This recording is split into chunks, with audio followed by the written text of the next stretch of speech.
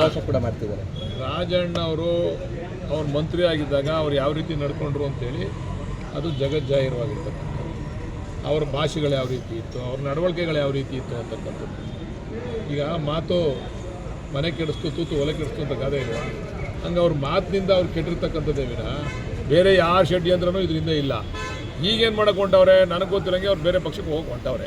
ರಾಜಣ್ಣ ಅವರ sir Rajanna BJP ಪಕ್ಷಕ್ಕೆ ಈಗಾಗಲೇ ಅರ್ಜಿ ಹಾಕ್ಕೊಂಡವ್ರೆ, ಹೊರಡಕ್ಕೆ ಹೊಂಟವ್ರೆ. ನಮ್ಮ ಮೇಲೆ ಗೂಬೆ ಕುಂಡಿಸ್ಬೇಕು, ನಮ್ಮ ನಾಯಕರ ಮೇಲೆ ಗೂಬೆ ಕುಂಡಿಸ್ಬೇಕು.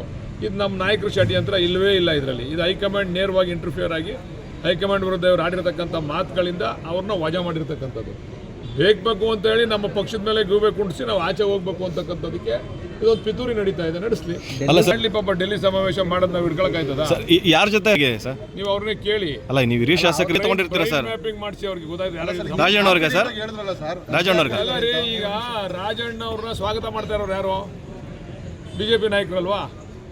BJP ನಾಯಕರು ರಾಜಣ್ಣ ಅವರು ಒಂದು ಮಾತು ಹೇಳೋರು, ನನಗೆ ಯಾವ ಪಕ್ಷದ ಅವಶ್ಯಕತೆನೂ ಇಲ್ಲ ಅಂತೇಳಿ. ಅಲ್ಲ, ಯಾರ್ದು ಬ್ರೈನ್ ಮ್ಯಾಪಿಂಗ್ ಯಾರ್ದಾಗಬೇಕು ಸರ್? ರಾಜಣ್ಣ ಅವರು ಯಾರ ಜೊತೆ ಸಂಪರ್ಕದಲ್ಲಿ ಅವ್ರೆ ಅಂತ ರಾಜಣ್ಣ ಅವರು ಗೊತ್ತಾಗಬೇಕಾರೆ ಈಗ ಅಂದರೆ ಇನ್ನೊಂದು ಸರಿ ಹೇಳ್ಬೇಕು. ಅಲ್ಲ ಸರ್, ನೀವು ಕಾನ್ಫಿಡೆಂಟ್ ಆಗಿ ಹೇಳ್ತಾ ಇದ್ದೀರಾ. ಅದಕ್ಕೆ 100 ಭಾಗ ಇನ್ನು ಸ್ವಲ್ಪ ದಿವಸ ಕಾಯ್ದು ನೋಡಿ. ನಮ್ಮ ಸರ್ಕಾರ ಇಲ್ಲದೆ ಹೋಗಿ ಹಿಡಿದು ಹೊಂಟೋಗ್ಬಿಡೋರು.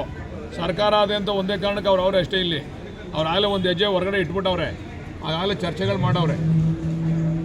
ಯಾರ ಜೊತೆ ಸರ್? ಕೇಂದ್ರ ನಾಯಕರ ಅಥವಾ ಇಲ್ಲಿಯವರ ಸರ್? ಎಲ್ಲರ ಜೊತೆ ಚರ್ಚೆ ಮಾಡವ್ರೆ. ಅವ್ರು ಆಗಲೇ ಬೇರೆ ಬೇರೆ ಜೊತೆ ಬೇರೆ ಪಕ್ಷದ ಸಂಪರ್ಕದಲ್ಲಿ ಇದ್ದಾರೆ ಅವರು. ಸರ್, ಈಗ 2 ಸ್ಥಾನ